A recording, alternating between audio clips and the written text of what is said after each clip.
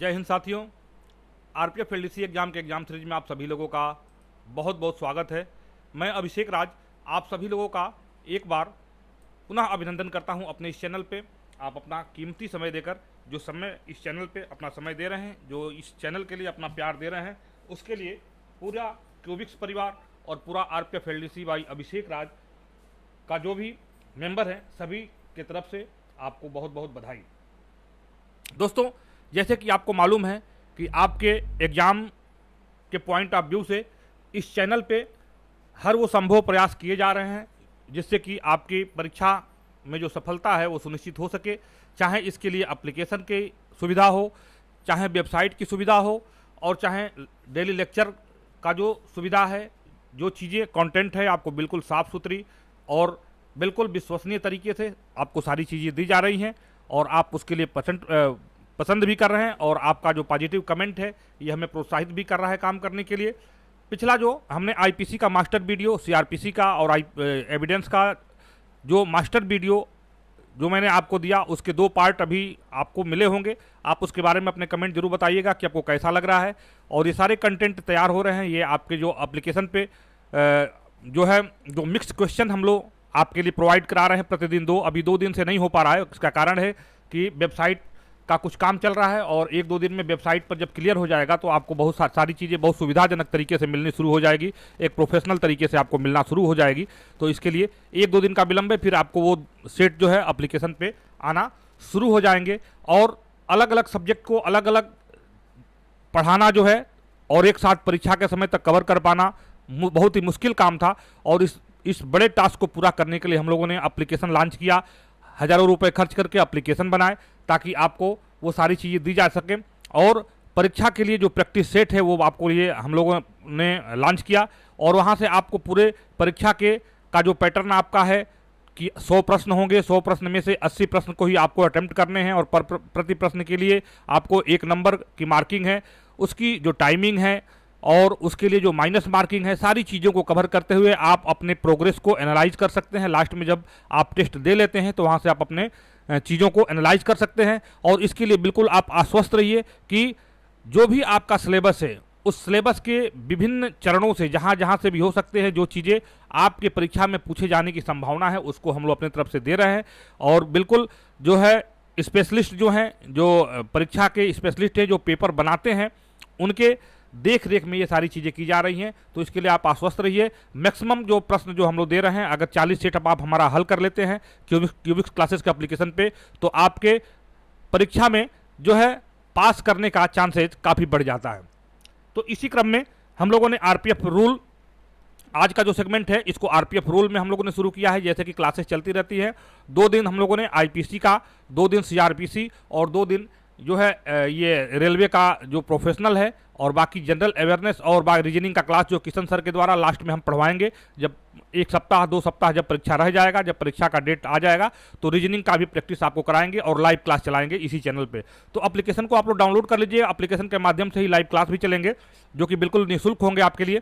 तो आइए शुरू करते हैं आज का सेगमेंट और आरपीएफ रूल 1987 के कुछ प्रश्नों पर आइए प्रैक्टिस करते हैं जो कि आपके परीक्षा में आ सकते हैं ये प्रश्न।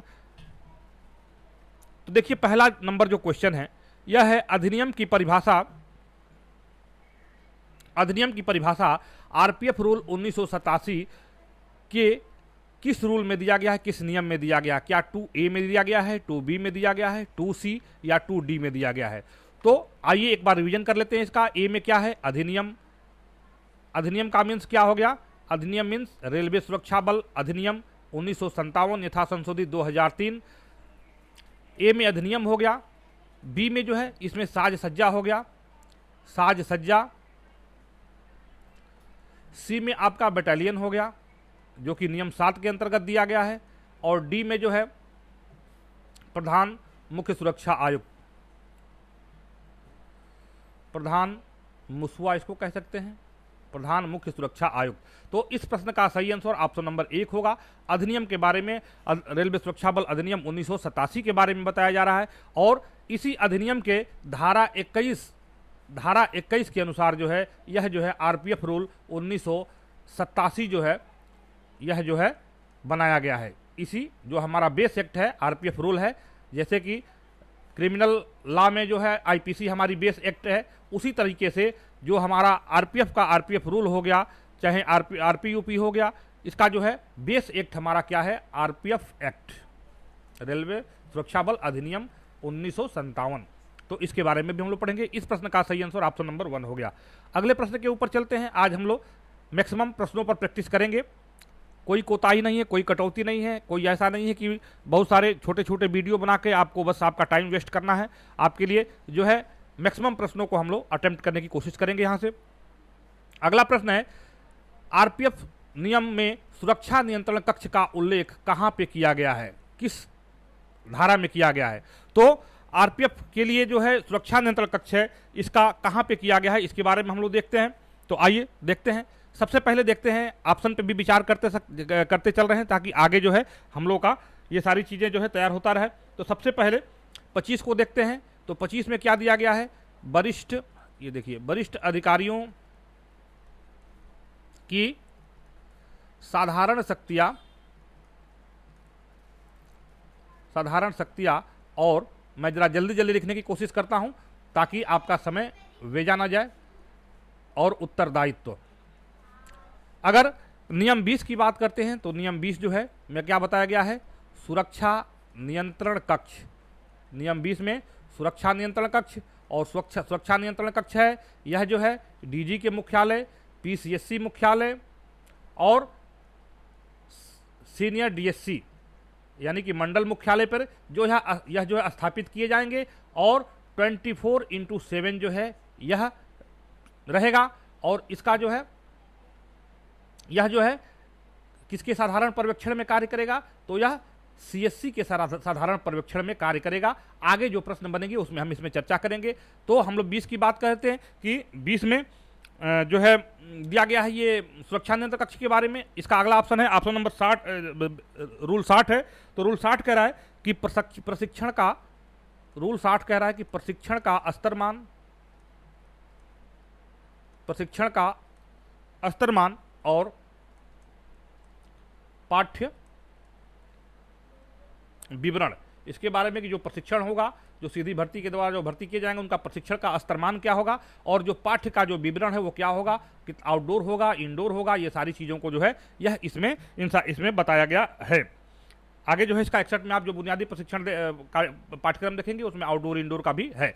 और अगर धारा 19 की बात करते हैं तो हमारा धारा 19 कह रहा है कि जो है अब अग्निशमन शाखा के बारे में बात किया जा रहा है कि यह अग्निशमन शाखा के बारे में किया जा रहा है जो वर्तमान में अभी समाप्त हो चुका है। तो इस प्रश्न का सही ऑप्शन ऑप्शन नंबर 2 है, यानी कि 20 में सुरक्षा नियंत्रण कक्ष के बारे में बताया जा रहा है। हम लोग मैक्सिमम चीज़ों को इकट्ठा कर प्रति क्वेश्चन में आपको देने का प्रयास कर रहे हैं। अगला प्रश्न है, आरपीएफ नियम में कुल कितनी अनुसूचियां हैं, इसके बारे में पूछा जा रहा है। तो आरपीएफ नियम में कितने हैं, 11 हैं, 15 हैं, 12 हैं, 21 है। तो इसमें कुल कितनी अनुसूचियां हैं, 12 शेड्यूल हैं, 12 शेड्यूल हैं, 12 अनुसूचियां हैं पूरे आरपीएफ रूल में, जिसमें से कि विभिन्न चीज़ों को अलग अलग बताया गया है।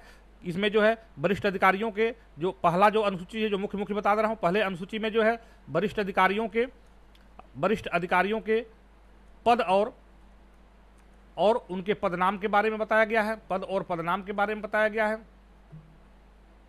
दूसरा और तीसरा ये जो है वरिष्ठ अधिकारियों की शक्तियों के बारे में बताया गया, और तीसरा में प्रशासनिक अधिकारियों की शक्तियों के बारे में बताया गया है। इसी तरीके से आगे हम लोग अनुसूची में बात करेंगे। इसके अंदर भी पूरे अनुसूची का प्रश्न पड़ा हुआ है, उसके लिए आप निश्चिंत रहें, आगे हम उसको देखेंगे।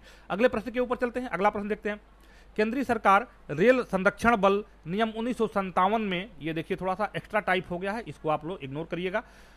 केंद्रीय सरकार रेल संरक्षण बल अधिनियम 1957 के किस धारा में प्रदत्त शक्ति का प्रयोग करके आरपीएफ नियम को बनाई है? तो इस प्रश्न का सही ऑप्शन हो जाएगा। इसके बाद एक बार हम लोग ऑप्शन पर देख लेते हैं। तो सबसे पहले देखते हैं 18 में क्या है। तो नियम 18 में हमारा अभियोजन शाखा है, जिसको कि प्रोसिक्यूशन विंग कहते हैं।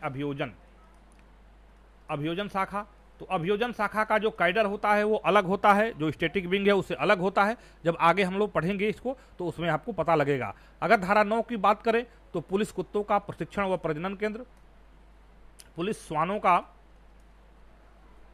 प्रशिक्षण व प्रजनन के बारे में बताया गया है, जो कि दया बस्ती दिल्ली में है।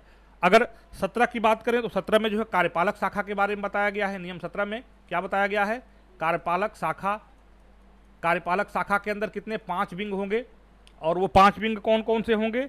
इसमें जो है आपका स्टैटिक विंग होगा जो कि चौकी पैटर्न पे कार्य करेगा, पहला स्टैटिक विंग हो गया। दूसरा इसमें आपका चलता फिरता विंग, चलता फिरता विंग हो जाएगा दूसरा। अगर तीसरे की बात करें तो इसमें जो है अपराध विंग हो जाएगा, तीसरा में अपराध विंग, 5 विंग इसमें होते हैं। और चौथा आपका विशेष विंग होगा, विशेष विंग। और पांचवा इसमें जो है स्टोर विंग होगा, स्टोर विंग होगा। तो इस तरीके से हम लोग 17 में जो क्या है कार्यपालक शाखा है, 18 में अभियोजन शाखा, 9 में पुलिस वाहन का प्रशिक्षण व प्रजनन केंद्र, 17 में कार्यपालक शाखा और 21 में जो है नियम बनाने की शक्ति, नियम बनाने की शक्ति। तो यही आरपीएफ रूल 1957 के जो धारा 21 है, ये सॉरी मैं थोड़ा सा गलत अगर नहीं हो रहा हूँ तो ये अगर 18 जो है रेलवे सुरक्षा बल अधिनियम की बात अगर हो रही है तो इसके लिए क्षमा चाहेंगे। चलिए इस पे भी एक बार हम लोग देख लेते हैं। तो धारा 18 में क्या है, शायद मैं यहाँ से कुछ गलत ही जा रहा था। तो इसमें जो है देखिए, अगर ये रेल संरक्षण बल अधिनियम, मैं नियम की बात कर रहा था इसलिए थोड़ा डिस्टर्ब हो गया, अधिनियम की बात करते हैं तो एक बार मैं थोड़ा इसको इरेज कर देता हूँ क्योंकि आपको कन्फ्यूजन होगा, ये मुझे ध्यान नहीं रहा। और हम जो है ये रेलवे सुरक्षा बल नियम की बात हम लोग कर रहे थे। चलिए ये आपके जानकारी के लिए हो सकती है बेटर चीज़ें हैं जो भी आपको बताए गए हैं और ये सारे बहुत ही महत्वपूर्ण है। आइए तो अधिनियम के बारे में बात करते हैं, क्योंकि अधिनियम का यहाँ पे प्रश्न दिया गया है तो अधिनियम के बारे में हम बात करेंगे। तो अधिनियम में देखिए सबसे पहले रेल संरक्षण बल अधिनियम 1957 के धाराओं की बात की जा रही है। तो 18 में क्या करा, 18 करा है जो रेलवे सुरक्षा बल संरक्षण अधिनियम की बात करें तो उसमें बता रहा है कि पुलिस इंसाइनमेंट एक्ट 1922 का बल सदस्यों पर लागू होना, बल सदस्यों पर लागू होना 18 में बताया गया है। 9 में जो है दंडों के बारे में बताया गया है, 9 में जो है निष्कासन, पच्युति इत्यादि के दंड के बारे में बताया गया, जिसमें बताया गया है कि अनुच्छेद 311 के प्रावधानों को ध्यान में रखते हुए केंद्र सरकार के पास यह पावर है कि वरिष्ठ अधिकारी को यह शक्ति देती है कि वह किसी बल सदस्य को जो अपने कार्य करने में गफलत पाया जाता है या कोई ऐसा कार्य करता है जो बल के नियम कानून के विरुद्ध है या बल के विरुद्ध है या कोई अन्य कारण से जो है वरिष्ठ अधिकारी के द्वारा उसको निष्कासित, पदच्युति का दंड या बर्खास्तगी के दंड से दंडित किया जा सकता है। इसका पहला पॉइंट ये कह दे रहा है। दूसरा पॉइंट में यह कह रहा है कि जो है ये जो नीचे लिखे दंडों में से कुछ दंड हैं, नीचे लिखे दंडों में से कोई एक दंड दे सकता है। तो 2 का ए क्या कह रहा है, पहला क्या है कि जुर्माना जो 7 दिनों के वेतन से अधिक नहीं होना चाहिए। बी है ये आप में क्या कर रहा है कि क्वार्टर गार्ड बंदी जो 14 दिन से अधिक का नहीं होना चाहिए, उसमें परिरोध कर देना क्वार्टर गार्ड में जो 14 दिनों से अधिक का नहीं होना चाहिए। और तीसरा इसका सी पॉइंट है, दूसरे का तीसरा सी पॉइंट कह रहा है कि किसी विशेष पद से या किसी विशेष लाभ के पद से या किसी विशेष पद से या किसी प्रतिष्ठित पद से क्या कर देना, हटा दिया जाना, जैसे सीएचएम है या कुछ इस तरह के पद से हटा दिया जाना। तो ये इसका ये दूसरा पॉइंट हो गया।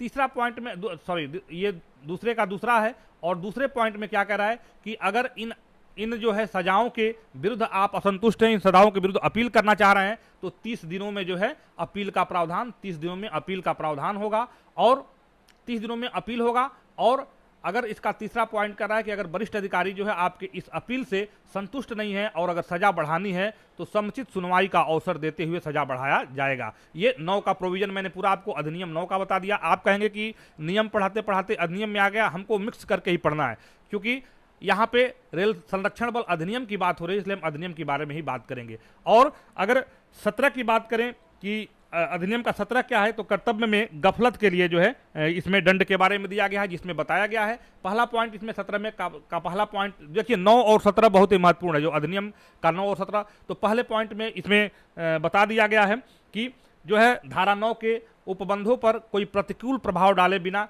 कोई वरिष्ठ अधिकारी अगर किसी बल सदस्य को अपने कार्य करने में गफलत पाता है, कायरता का दोषी पाता है या हैबिचुअल उसको जो है ओवर स्टे करने का दोषी पाता है या कोई ऐसा कार्य में पाता है कि जिसमें जो कि वह बल के नियम के विरुद्ध हो, तो उसको जो है फोर्स के हिरासत में लिया जाएगा दोष सिद्ध होने पर, और उसको 1 साल तक की सजा हो सकती है। और दूसरा पॉइंट इसमें क्या कह दिया है, 17 के दूसरे पॉइंट में कह दिया गया है कि सीआरपीसी के किसी बात के होते हुए भी इसके अधीन जो भी अपराध होंगे वह अपराध संज्ञेय व अजमानती होंगे। संज्ञेय यानी कि कॉग्निजेबल और अनअवेलेबल ऑफेंस होंगे वो। तीसरा पॉइंट कहता है कि केंद्र सरकार जो है वरिष्ठ अधिकारियों को जो है मजिस्ट्रेट की शक्तियां दे सकती हैं, भले ही जो हमारा दंड संहिता हो उस दंड प्रक्रिया संहिता से कोई भी प्रावधान हो उसको मजिस्ट्रेटियल पावर मिल सकता है, बशर्ते कि उसमें जो है 7 साल की सर्विस का अनुबंध है कि 7 साल सर्विस होना चाहिए वरिष्ठ अधिकारी के पद पे। तो ये सारी चीजें जो हैं इसमें दिया गया है 17 में, 17 की मोटा मोटी चीजें, और 21 में जो है नियम बनाने की शक्ति।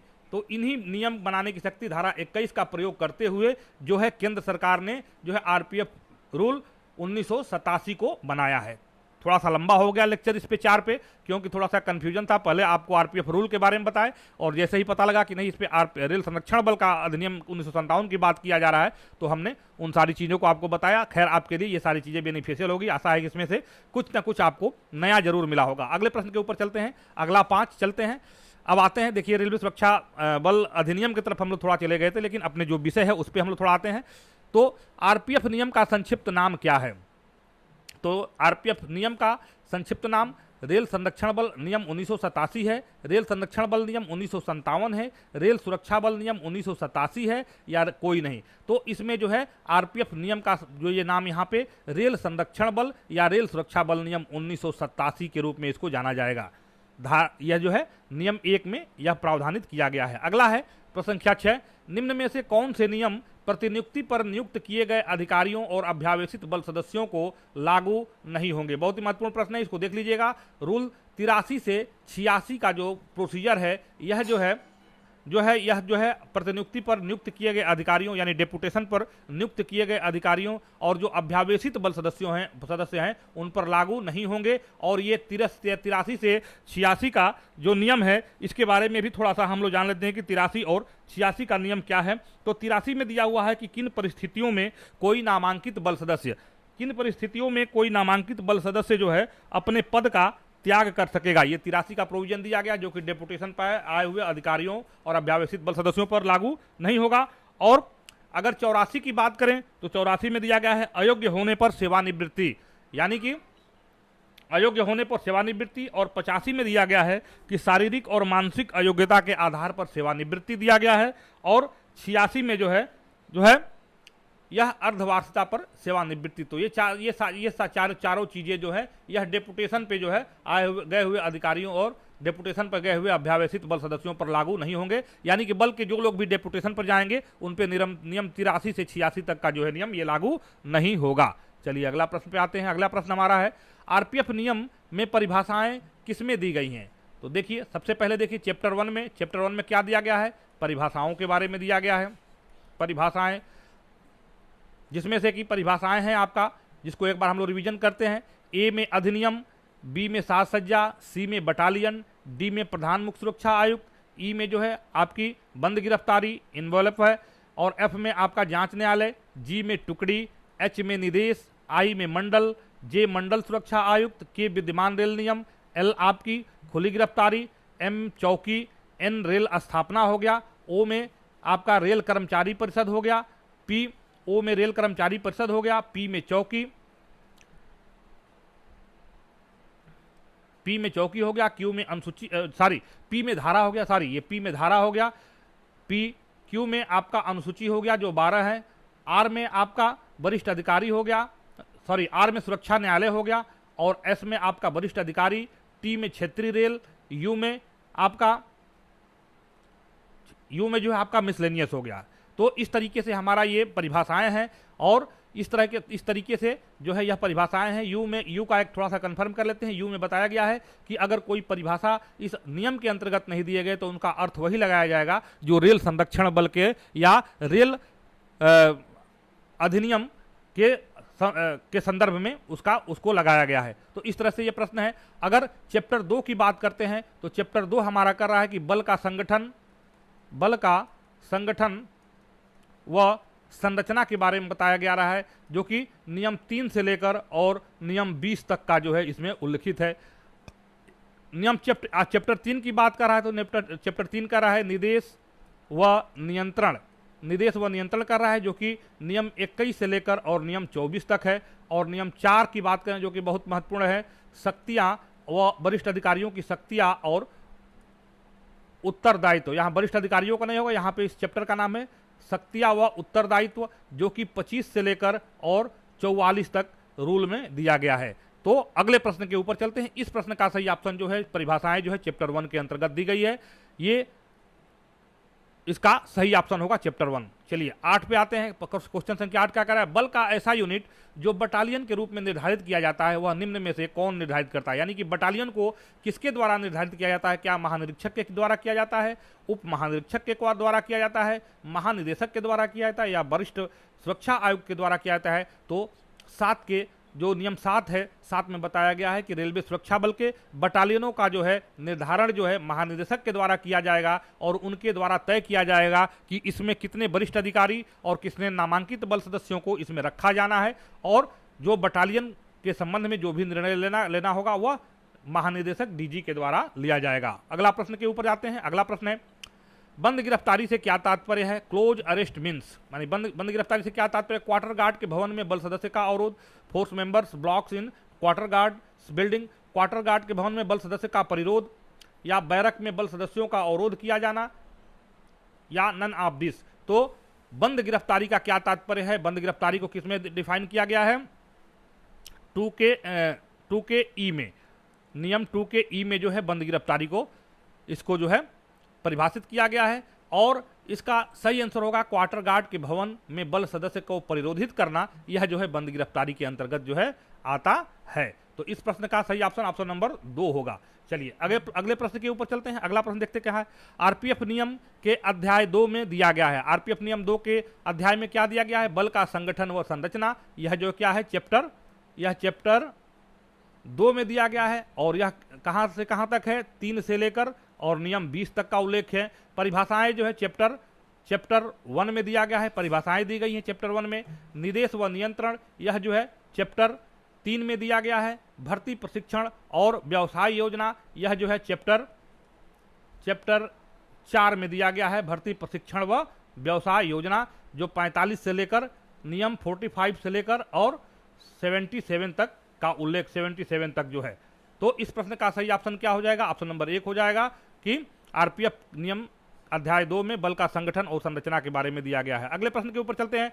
जांच न्यायालय की परिभाषा किसमें दी गई है, तो जांच न्यायालय की परिभाषा क्या 2D में दिया गया है, 2F में दिया गया है, 2G में दिख रहा है, या 2H में दिख रहा है। आइए देखते हैं एक बार। 2D में क्या दिया गया है, PCSC प्रधान मुख्य सुरक्षा आयुक्त।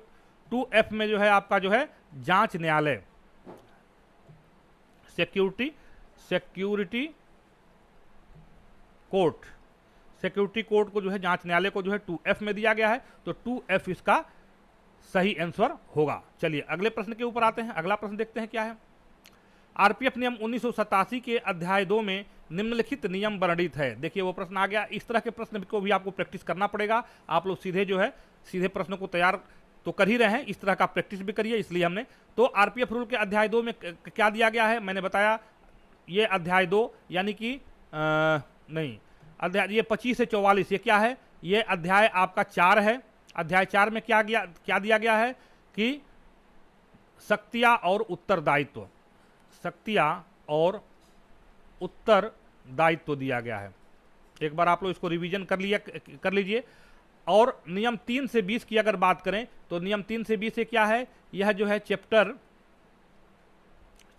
2 है, जिसमें कि चैप्टर 2 में क्या दिया गया है कि बल का संगठन व संरचना के बारे में इसमें दिया गया है। अगर रूल 21 से 24 किस में दिया गया है, तो यह जो है चैप्टर 3 में दिया गया है। और इसमें क्या दिया गया है कि निर्देश व नियंत्रण, इसके बारे में दिया गया 21, 22, 23, 24 4 नियम हैं इसमें। और इसमें समादेशन और पर्यवेक्षण के बारे में बताया गया है। अगला जो है 78 से 86 तक कौन सा है, तो यह है चैप्टर नंबर 5 है कि नहीं, चैप्टर नंबर 6 होगा। चैप्टर नंबर 6 है कि इसमें क्या है, इसमें वेतन भत्ते व पारिश्रमिक व सेवा अवधि के बारे में इसमें जो है दिया गया है, जिसमें से कि 82, 83, 84, 85 और 86 जो है यह डेपुटेशन पर बल सदस्यों पर लागू नहीं होते हैं। 78 में आपका वेतन भत्ते वगैरह दिया गया है। तो इस तरीके से हमारा प्रश्न है अध्याय 2 में क्या दिया गया है, तो अध्याय 2 में जो है बल का संगठन और संरचना है, जो कि रूल 3 से लेकर रूल 20 तक का उसमें प्रोविजन दिया गया है। अगले प्रश्न के ऊपर चलते हैं। प्रश्न संख्या 13 क्या कर रहा है, बल का अधीक्षण किसमें निहित होगा। देखिए आपका आ गया, बल का अधीक्षण जो है क्या महानिदेशक में होगा, महानिरीक्षक में होगा, वरिष्ठ सुरक्षा आयुक्त सीनियर डीएससी में होगा, या उप महानिरीक्षक में होगा। तो बल का अधीक्षण जो है यह किसमें होगा, यह महानिदेशक में होगा। तो यह जो है रूल 21 हमको इसके रूल 21 में रूल 22 में बताया गया है, 22 के पॉइंट 1 में, कि संघ स्तर पर समादेशन, संघ स्तर पर जो है बल का अधीक्षण और बल का समादेशन जो है डीजी आरपीएफ महोदय के पास है। चलिए अगले प्रश्न के ऊपर चलते हैं। अगला प्रश्न है आरपीएफ नियम 39 में उल्लिखित है। चलिए आरपीएफ नियम 39 में क्या उल्लिखित है, इसके बारे में देखिए। यहाँ रूल 21 हो गया है, इसको 39 कर लीजिए। आरपीएफ रूल 39 में क्या है, निर्देश देने की महानिदेशक की शक्ति, पावर ऑफ डायरेक्टर जनरल, यह किस में है, यह जो है रूल 28 में है। देखिए यहाँ पे थोड़ा सा रूल 28 में जो है क्या है कि निर्देश देने की महानिदेशक। मजिस्ट्रेटियल पावर किस कहाँ पे है, यह जो है रूल 30 में है। 30 में बताया गया है कि जो है कि एडीजी सीनियर कमांडेंट और कमांडेंट जिनकी सर्विस 7 साल हो गई हो समान रैंक में, उनको मजिस्ट्रेटियल पावर दी जा सकती है। और मंडल सुरक्षा आयुक्त की शक्तियां किसमें दिया गया है, यह दिया गया है रूल 39 में दिया गया है, मंडल आयुक्त की शक्तियां। और प्रोवेशन किसमें दे दिया गया है, रूल 57 में दे दिया गया है, जो 2 वर्ष के लिए होता है। तो इस प्रश्न का सही ऑप्शन नंबर 3 हो जाएगा। मंडल सुरक्षा आयुक्त की शक्तियां जो है रूल 39 में दी गई हैं। अगले प्रश्न के ऊपर आते हैं। आप लोग अपने कमेंट भी देते रहिए ताकि हमारा प्रोत्साहन हो। इस तरह का जो कंटेंट आपके लिए बनाया जा रहा है, ये बहुत ही मेहनत से बनाया जा रहा है। आगे आप जितना ही बढ़ते जाएंगे, आपको आरपीएफ रूल का लास्ट तक जो आपका नियम है 280 है, वहां तक का एमसीक्यू आपको मिलेगा। और जो टॉपिक बहुत ही महत्वपूर्ण है, जो परीक्षा में आना जो संभावित है, उन पर थोड़ा सा ज्यादा प्रश्नों को लिया गया है। और बाकी ये प्रश्न भी आपको आने की संभावना है। सारे प्रश्नों को देखते रहिए। अभ्यावेशित बल सदस्यों की प्रोन्नत की प्रक्रिया किसमें दिया गया है, तो देखिए यहां से बहुत ही महत्वपूर्ण, the procedure for the promotion of practising force member of the lieutenant. तो इसमें देखिए रूल 72, रूल 77, रूल 71 और रूल 77 ये इसके बारे में बताया जा रहा है। तो सबसे पहले हम लोग रूल 70 की बात कर लेते हैं, बल सदस्यों की जो है अभ्यावेशित बल सदस्यों की प्रोन्नत की प्रक्रिया।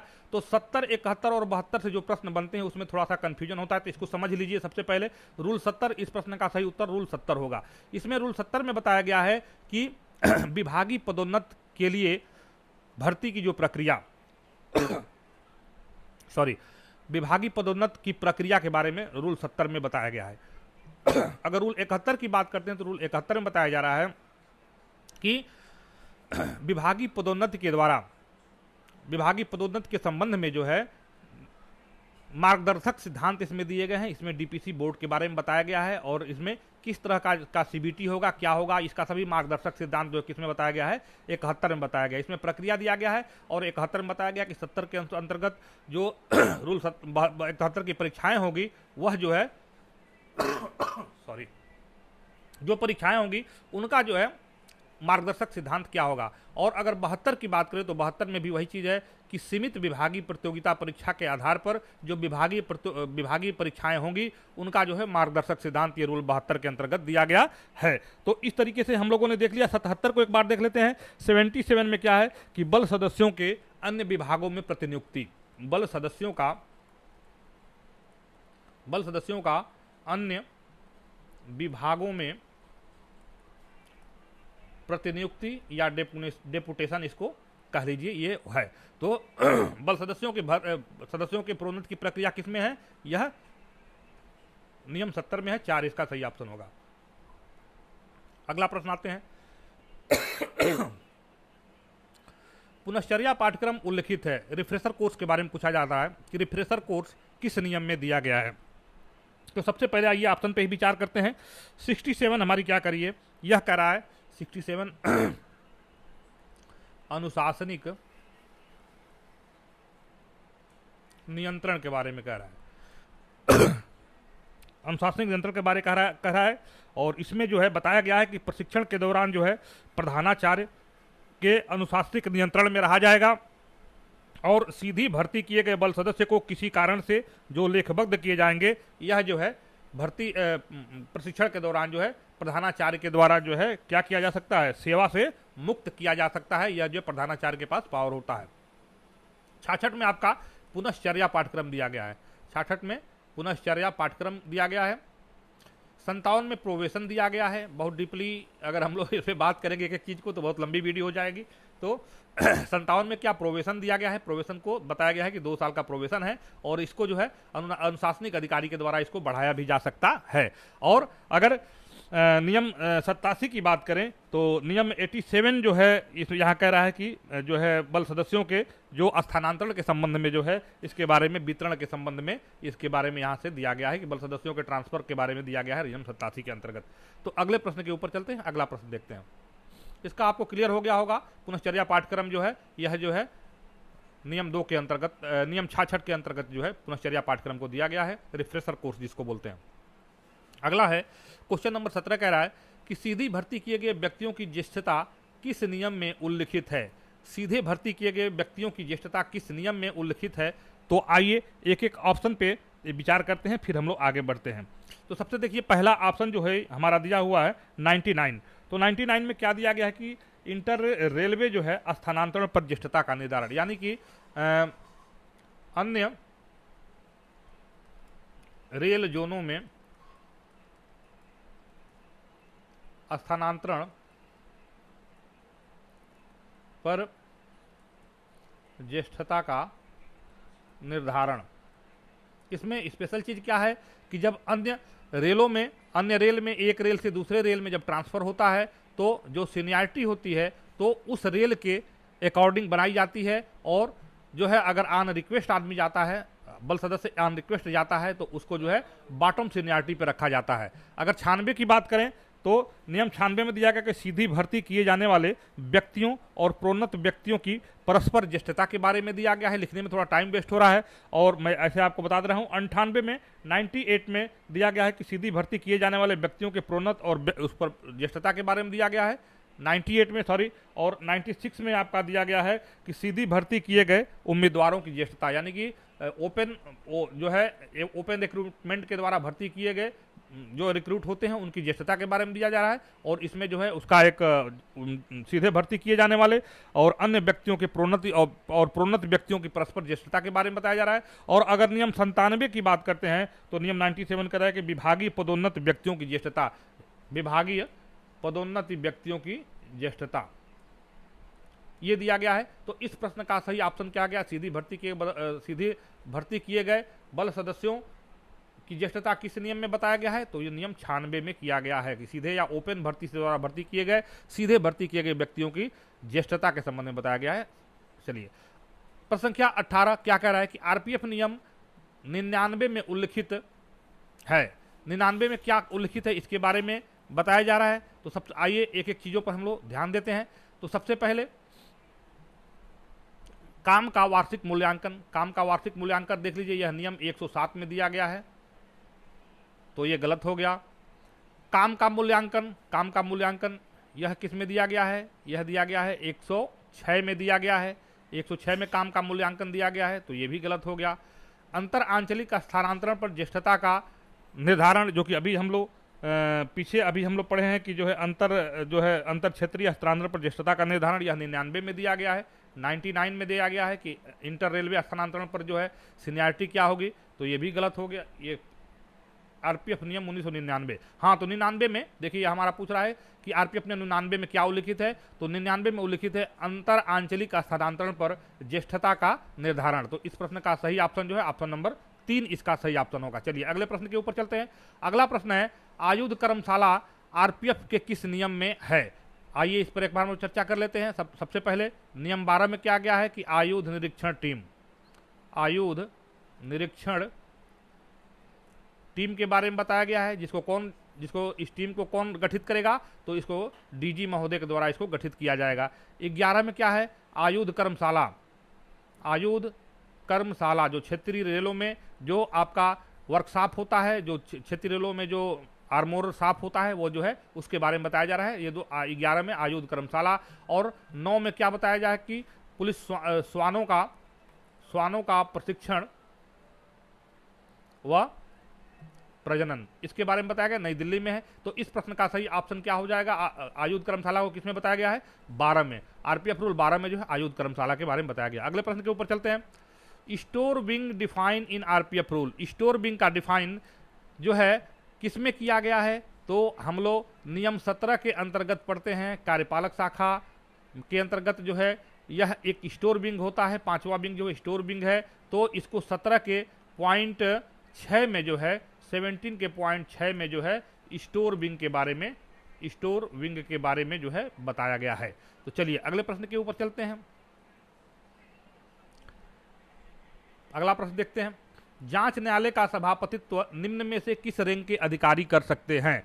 विच of the following rank can be proceeded over by the court of inquiry. Court of inquiry को जो है उसका सभापतित्व कौन कर सकता है? क्या एसआई कर सकता है, एसआई कर सकता है, या नन, कौन कर सकता है? तो यह जांच न्यायालय जो है इसमें जो है बताया गया है कि जो जांच न्यायालय का सभापतित्व है वह आईपीएफ रैंक के अधिकारी कर सकते हैं। तो इस प्रश्न का सही ऑप्शन नंबर 3 होगा। अगर यही प्रश्न होता कि जांच न्यायालय का गठन किसके द्वारा किया जाएगा, तो यह जो वरिष्ठ अधिकारी के द्वारा किया जाता है। आगे देखिए, इससे संबंधित प्रश्न भी बन सकते हैं। आगे देखते हैं। संघ स्तर पर बल का समादेशन किसके हाथ में है? देखिए, संघ स्तर पर यहां पूछा जा रहा है, संघ स्तर पर बल का who will have to command of force at the union level. Union level पे जो है संघ स्तर पर जो है बल का समादेशन किसके हाथ में है? क्या महाप्रबंधक के हाथ में है? नहीं। महानिदेशक, बिल्कुल महानिदेशक के हाथ में नहीं, और जो उप महानिदेशक ने। तो इस प्रश्न का सही ऑप्शन नंबर 2 होगा कि डीजी महोदय, आरपीएफ डीजी महोदय के द्वारा जो है संघ स्तर पर बल का समादेशन किया जाएगा। और यह किसमें दिया गया है? यह दिया गया है नियम 22 में दिया गया है कि संघ स्तर पर जो है बल का समादेशन जो है महानिदेशक रेलवे सुरक्षा बल के द्वारा किया जाएगा। अगर यही क्षेत्रीय स्तर पर अगर पूछा जाता तो क्षेत्रीय स्तर पर जो है बल का जो पर्यवेक्षण किया जाता, समादेशन नहीं कहा जाएगा, पर्यवेक्षण जो है यह किसके, महानिरीक्षक या आईजी के द्वारा किया जाएगा। तो इस प्रश्न का सही ऑप्शन नंबर 2 है, महानिदेशक डीजी के द्वारा जो है संघ स्तर पर बल का समादेशन किया जाता है। अगला प्रश्न है, प्रश्न संख्या 23 है। 7 वर्ष की सेवा के बाद निम्न में से किसे आरपीएफ नियम 30 के अनुसार मजिस्ट्रेटियल पावर प्रदान की गई है? After 7 year of service which of the following has been confirmed with power of magistrate as per RPF rule 30। देखिए यहाँ पे 30 आरपीएफ रूल 30 की बात किया गया है। तो यहाँ पे आरपीएफ रूल 30 में बताया गया है कि एडीजी, सीनियर कमांडेंट और कमांडेंट इसके रैंक के अंदर जिन व्यक्तियों ने 7 साल तक की सर्विस की है उनको मजिस्ट्रेटियल पावर मिलेगा, भले दंड प्रक्रिया संहिता में कोई बात हो या न हो। तो आप यहां देखा जा रहा है कि सीनियर डीएससी, पीसीएससी और डीआईजी, ये तीनों रैंक ऐसे हैं कि इनको जो है मजिस्ट्रेटियल पावर इनको मिल सकता है, बशर्ते कि 7 साल की सर्विस इनको सेम रैंक में हो। तो इस प्रश्न का सही ऑप्शन क्या हो गया? ऑप्शन नंबर 4 हो जाएगा। यानी कि सीनियर डीएससी, पीएससी और डीआईजी तीनों ही जो है यह जो है मजिस्ट्रेटियल पावर के हकदार हैं, तीनों मजिस्ट्रेटियल पावर प्राप्त करने के लिए सक्षम अधिकारी हैं। चलिए अगले प्रश्न के ऊपर चलते हैं। प्रश्न संख्या 24 कह रहा है, अनुशासनिक नियंत्रण, डिसिप्लिनरी कंट्रोल के बारे में यहां से पूछा जा रहा है। तो इसमें देखिए कुछ चीजें मिसिंग है, एक जो है मिसिंग हो गया इसको करने में, काडर पुनरीक्षण, वेतन और भत्ते और भर्ती की प्रक्रिया, इसके बारे में जो है ये पूछा जा रहा है। तो अनुशासनिक नियंत्रण, ये थोड़ा सा प्रश्न हमें लग रहा है कि कुछ इसमें मिसिंग है, इस प्रश्न को हम लोग छोड़ते हैं। इस प्रश्न पे अभी हम लोग चर्चा नहीं करते हैं क्योंकि कुछ चीजें यहाँ पे मिसिंग है। ये देखिए जैसे कि ऑप्शन नंबर 1 इसका नियंत्रण ये है, तो इसको हम लोग बाद में देखेंगे, शायद मिसिंग है, इसको टाइप करने में कोई दिक्कत होगी। अगले प्रश्न पे चलते हैं। अगला प्रश्न है, रेल सुरक्षा विशेष बल में बटालियन महानिदेशक महोदय द्वारा निर्धारित की जाएगी, यह किस नियम में दिया गया है? The number of battalions in the railway protection force special force will be determined by the director general under which rule? तो आरपीएफ रूल 7 का 1 है, आरपीएफ रूल 7 का 2 है, 8 का 5 है या 7 का 6 है? तो आप जानते हैं कि रूल 7 में, रूल 7 में जो है आरपीएफ के बारे में प्रोविजन दिया गया है, और रूल 7 का जो है सब क्लास 2 बताता है कि आरपीएफ में जो बटालियन है यह महानिदेशक महोदय के द्वारा जो है यह निर्धारित की जाएगी। तो इस प्रश्न का सही ऑप्शन नंबर 2 हो जाएगा। चलिए अगले प्रश्न के ऊपर चलते हैं। अगला प्रश्न देखते हैं क्या है। आरपीएफ नियम 8 में क्या उल्लिखित है? बहुत ही महत्वपूर्ण प्रश्न है। आरपीएफ नियम 8 में क्या उल्लिखित है? तो 8 में क्या सीसीबी है, एसआईबी है, आईबीजी है, सीआईबी है? तो 8 में क्या है? 8 में जो है सीसीबी है, central crime bureau. Central crime bureau CCB है। और 8 के पॉइंट 2 में यह बताया गया है कि इसके 2 विंग होंगे, एक जो डेटा एनालिसिस विंग होगा और एक जो है क्या, एक जो है डिटेक्टिव विंग होगा, या एक जो है अपराधों का पता लगाने वाला विंग होगा। यह जो है किसमें 8 के पॉइंट 2 में दिया गया है। और नियम 8 में क्या दिया गया है? सीसीबी के बारे में दिया गया है, यानी कि सुरक्षा नियंत्रण कक्ष के बारे में दिया गया है। अगले प्रश्न के ऊपर चलते हैं। अगला प्रश्न देखते हैं। 27 नंबर प्रश्न क्या है? केंद्रीय शस्त्र स्टोर का समादेशन निम्न में से कौन कर सकता है? Who can do the command of central arm store? Central arm store का समादेशन को यहाँ रखिएगा, यहाँ जो है इसका सभापतित्व या इसको केंद्रीय शस्त्र स्टोर का समादेशन निम्न में से कौन कर सकता है? क्या एसआई करेंगे, एसआई करेंगे, आईपीएफ करेंगे, या एससी एएससी करेंगे? तो इसको जो है बताया गया है 10 का जो नियम 10 है, नियम 10 के में बताया गया है कि जो है केंद्रीय शस्त्र स्टोर का समादेशन जो है वरिष्ठ अधिकारी के द्वारा, किसी भी वरिष्ठ अधिकारी के द्वारा किया जाएगा। तो आप देखते हैं ये तीनों रैंक में जो है वरिष्ठ अधिकारी एएससी हैं, तो केंद्रीय शस्त्र स्टोर का समादेशन कौन करेगा? यह एएससी के द्वारा किया जाएगा, असिस्टेंट सिक्योरिटी कमिश्नर के द्वारा किया जाएगा। अगले प्रश्न के ऊपर चलते हैं। प्रश्न संख्या 28 क्या कर रहा है? केंद्रीय शस्त्र स्टोर का समादेशन, अच्छा ये प्रश्न रिपीट हो गया है। चलिए अगले प्रश्न पे चलते हैं। आरपीएफ नियम 12 के अनुसार आयुध निरीक्षण टीम किसके द्वारा गठित किया जाएगा? यह बहुत ही महत्वपूर्ण प्रश्न है, देख लीजिए। आरपीएफ नियम 72 के अनुसार आयुध निरीक्षण टीम, 12 में जो है क्या है? निरीक्षण टीम है, आयुध निरीक्षण टीम है, जिसको गठन किसका किया, कौन करेगा? इसको महानिदेशक महोदय, डीजी महोदय के द्वारा जो है इसका गठन किया जाएगा। यह जो है नियम 12 के अंतर्गत बताया गया है। तो इस प्रश्न का सही ऑप्शन नंबर 3 हो जाएगा। डीजी महोदय के द्वारा आरपीएफ नियम 12 के अनुसार आयुध निरीक्षण टीम का गठन किया जाएगा। अगले प्रश्न के ऊपर चलते हैं। अगला प्रश्न है प्रश्न संख्या 30 है। आरपीएफ नियम 12 के अनुसार आयुध निरीक्षण टीम की, अच्छा ये प्रश्न भी देखिए रिपीट हो गया, थोड़ा सा टाइपिंग का मिस्टेक है, इसको आप अदर वे में लीजिए। अगले प्रश्न के ऊपर चलते हैं। एक चीज और आपको बता दें कि ये जो सारे पीडीएफ हैं, जो क्वेश्चन आंसर का जो सारा पीडीएफ है, यह एप्लीकेशन पे जो है अपलोड होता है। तो क्यूबिक्स क्लासेस का एप्लीकेशन आप लोग डाउनलोड कर लीजिए, और वहां से आपको 100 सेट का जो है एमसीक्यू प्रतिदिन, जो कि आपके सभी प्रश्नों को मिक्स करके, क्योंकि सभी सब्जेक्ट जो भी इतना लंबा सिलेबस है जो आपका रूल 72 का, जिसको कवर कर पाना मुश्किल है, इसलिए हम लोगों ने जो है इस समस्या के समाधान के लिए जो एप्लीकेशन बनाया, जो हज़ारों रुपए खर्च करके, ताकि आपको अच्छी चीज़ें आपको दिया जा सके, और वहाँ से प्रतिदिन आपको जो है 200 प्रश्न का सेट बहुत ही सुफिशियंट है।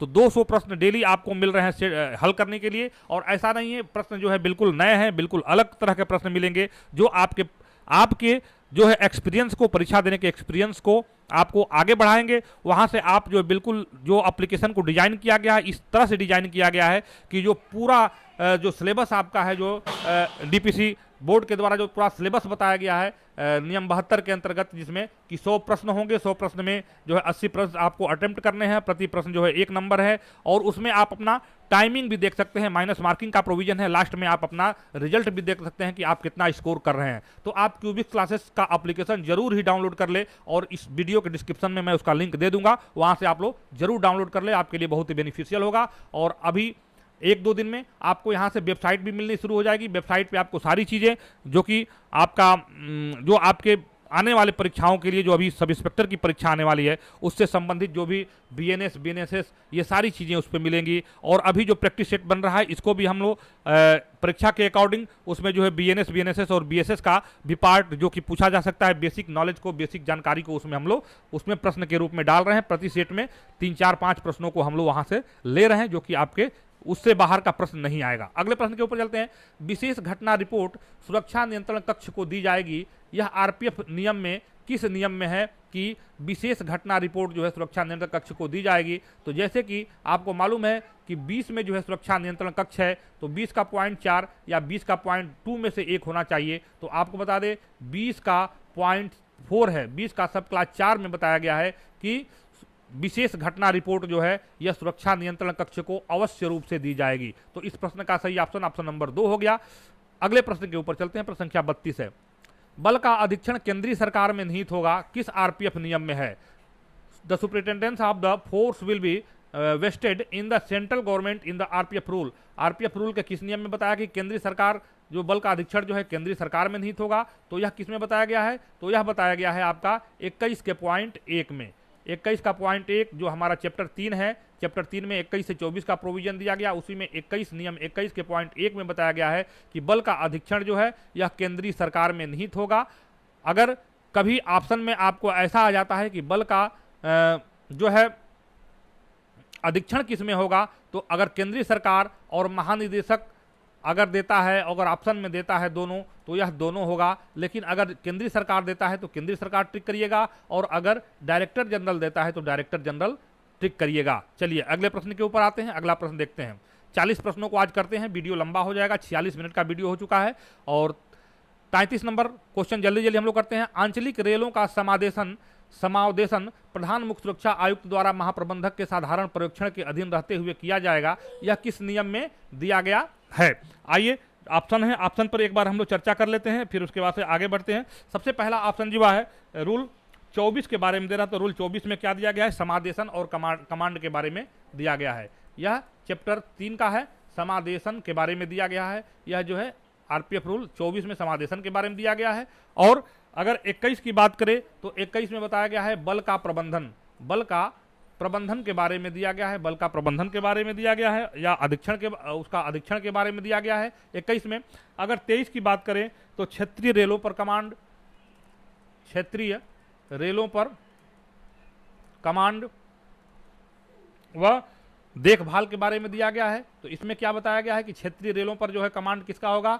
पीसीएससी का होगा, जो कि उस क्षेत्रीय रेल के महाप्रबंधक के साधारण पर्यवेक्षण में कार्य करेंगे, उनके देखरेख में कार्य करेंगे। और अगर नियम 27 की बात करते हैं तो नियम 27 में दिया गया है कि महानिदेशक की, डीजी की प्रशासनिक शक्तियों के बारे में दिया गया है। डीजी की प्रशासनिक शक्तियां कौन कौन सी होंगी, तो इसके बारे में आप लोग जब पढ़िएगा तो इसमें देखिएगा 27 का पॉइंट 1 मैं चर्चा कर देता हूं। 27 का पॉइंट जो 1 है इसमें दिया गया है साधारण शक्तियों के बारे में दिया गया है कि जो महानिदेशक महोदय की जो साधारण शक्तियां होंगी वो कौन कौन सी होगी, जिसमें निर्देश बनाने की शक्ति और तमाम शक्तियां है। 27 का जो इंपोर्टेंट क्लॉज है उसके बारे में बात करें कि कहीं कहीं से क्लॉज पूछा जाता है। 27 का पॉइंट 2 कह रहा है कि विभागीय समितियों को गठन करने की शक्ति, विभागीय समितियों को गठन करने की शक्ति है इनके पास। और 27 का अगर पॉइंट 3 की बात करें तो केंद्रीय परीक्षा समिति को गठन करने की शक्ति जो है, यह जो है नियुक्त करने की शक्ति जो है, केंद्रीय परीक्षा समिति नियुक्त करने की शक्ति जो है 27 के पॉइंट 3 में दिया गया है। तो आइए यहां से देखते हैं हमारा प्रश्न जो क्या था कि आंचलिक रेलों में समादेशन प्रधान मुख्य सुरक्षा आयुक्त या जो कि महाप्रबंधक के साधारण पर्यवेक्षण के अधीन रहते हुए किया जाएगा क्षेत्रीय रेलों में। तो यह किस में दिया गया है? यह जो है 23 में दिया गया है। क्षेत्रीय रेलों में जो है कमांड व प्रशिक्षण देखभाल। यह तो इस प्रश्न का सही ऑप्शन नंबर 3 हो जाएगा।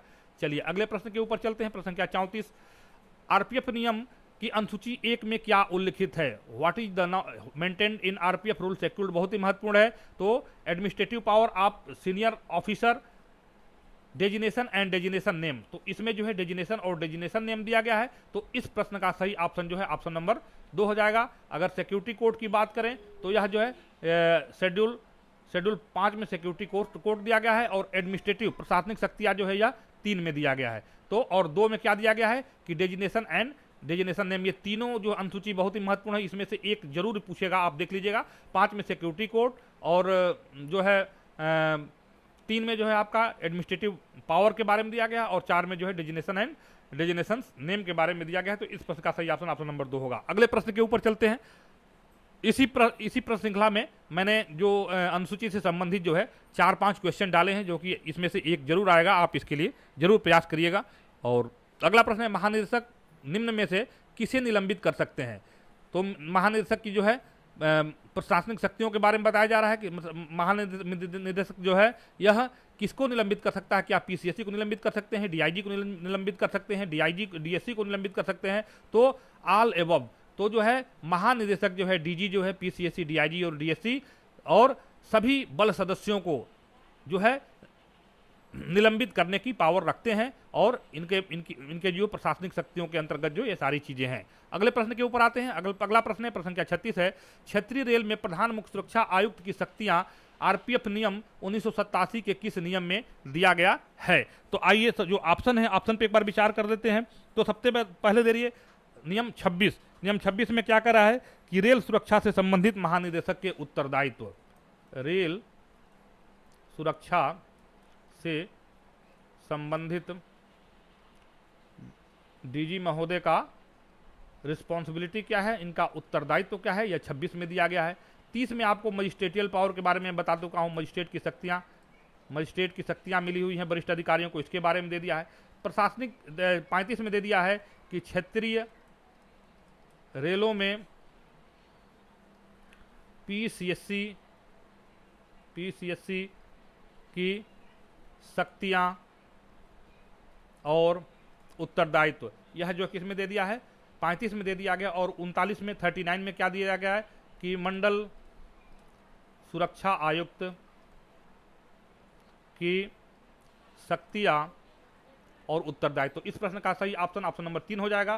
35 में दे दिया क्षेत्रीय रेलों में पीसीएससी की शक्तियों के बारे में दे दिया गया है। अगले प्रश्न के ऊपर चलते हैं।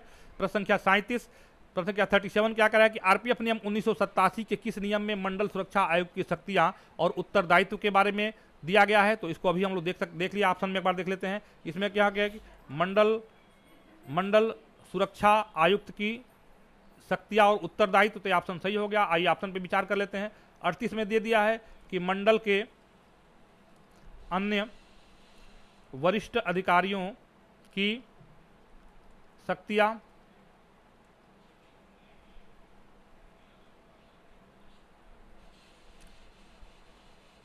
नहीं, थोड़ा सा यहां देख करेक्शन हो गया। यह जो है क्या है, यह जो है 38 में थोड़ा सा कंफ्यूजन है। 38 में जो दिया गया है कि सुरक्षा कमिश्नरियत में तैनात, ये इसको हम लोग एक बार थोड़ा सा मैं इसको चलिए इसको मैं यहां लिख देता हूं। सुरक्षा कमिश्नरियत में तैनात वरिष्ठ अधिकारियों की शक्तियों के बारे में दिया गया है 38 में दिया गया, सॉरी। अगर 40 में किया जाए तो 40 में दिया गया है कि मंडल के अन्य वरिष्ठ अधिकारियों की शक्तियों के बारे में दिया गया है 40 में। और 41 में जो है दिया गया है कि नामांकित बल सदस्यों की साधारण शक्तियां और उत्तरदायित्व, इसके बारे में दिया गया है 41 में। तो इस प्रश्न का सही ऑप्शन क्या पूछ रहा है, मंडल सुरक्षा आयुक्त की शक्तियां, तो मंडल सुरक्षा आयुक्त की शक्तियां जो है 39 में है।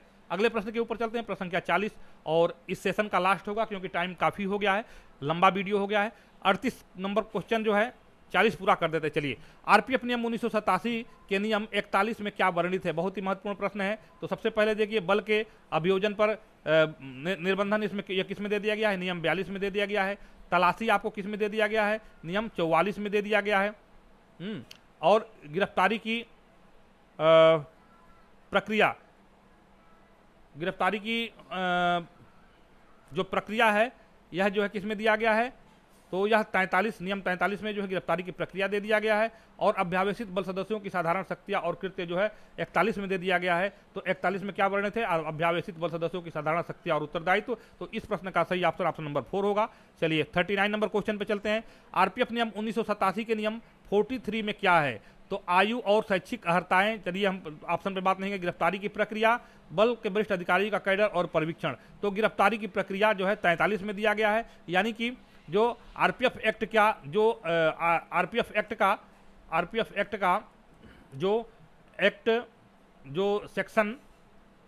सेक्शन 13 जो है, जिसमें बताया गया है कि गिरफ्तारी की क्या दिया है कि इसमें 43 में क्या वर्णन किया गया, इसके बारे में बताया जा रहा है। तो यह जो है गिरफ्तारी की प्रक्रिया जो है क्या गया, यानी कि धारा 12 के अंतर्गत, आरपीएफ एक्ट के धारा 12 के अंतर्गत गिरफ्तार किए गए व्यक्तियों के संबंध में कार्रवाई, या जो है नियम 43 के अंतर्गत जो गिरफ्तारी की प्रक्रिया जो है में दर्शाया गया है। तो नियम 43 को आप जो है सेक्शन 12 आरपीएफ एक्ट से रिलेट करके आप पढ़ सकते हैं। अगर सीआरपीसी में जाएंगे तो नियम 41 को रिलेट करके पढ़ सकते हैं। तो ये सारी चीजें हैं। अगले प्रश्न के ऊपर चलते हैं। 40 है, क्वेश्चन नंबर 40 है। इस बता रहा है कि बल में नियुक्ति किए गए सब इंस्पेक्टर कितने वर्षों के लिए परीक्षा प्रोबेशन पर रखे जाएंगे। या 57 की बात करा जाए, नियम 57 की बात किया जा रहा है। 5 साल, 7 साल, 3 साल, 2 साल। तो जो बल में भर्ती किए गए जो सब इंस्पेक्टर होते हैं, तो सीधी भर्ती के द्वारा उनको 2 साल तक जो है यह प्रोबेशन पे रखा जाता है, परीक्षा पर रखा जाता है। तो आज के लिए दोस्तों बस इतना ही। और आप लोग अपनी तैयारी करते रहिए। हमारे तरफ से कहीं से कोई कोर कसर नहीं रखा जा रहा है। बाकी अपने चैनल पे आप जो है अपना सहयोग दीजिए। बाकी देखिए आपके लिए ये सारे प्रश्न जो है तैयार हैं और इस प्रश्नों को समय पर हम आपको देते रहेंगे। यहाँ से इस तरह के वीडियोस आते रहेंगे। बाकी जो आपका काम है कि आप क्यूबिक्स क्लासेस के एप्लीकेशन पे जाके एप्लीकेशन को डाउनलोड कर लीजिए, ताकि पूरे जो है चीज़ों को जो है हम आपको एक बार में दे सकें। पूरे चीज़ों को अलग अलग सब्जेक्ट को अलग अलग तरीके से अपने तरीके से आपको वहाँ दे सकें, करंट से लेके और जो भी चीज़ें आपके परीक्षा के अकॉर्डिंग जो जरूरी है, जो आपके एग्जाम के लिए, उसको हम दे सके। बाकी सभी सब्जेक्ट का इस तरह से हम लोगों ने जो एमसीक्यू पैटर्न पे बना कर रखा है। आपको हमारी ये वीडियो, हमारा प्रयास कैसा लगा, अपना कमेंट जरूर दीजिएगा। मिलते हैं अगले वीडियो में। तब तक के लिए अपना ध्यान रखिए, अपना ख्याल रखिए और इस चैनल को अपना सपोर्ट देते रहिए। तब तक के लिए जय हिंद, शुभ रात्रि।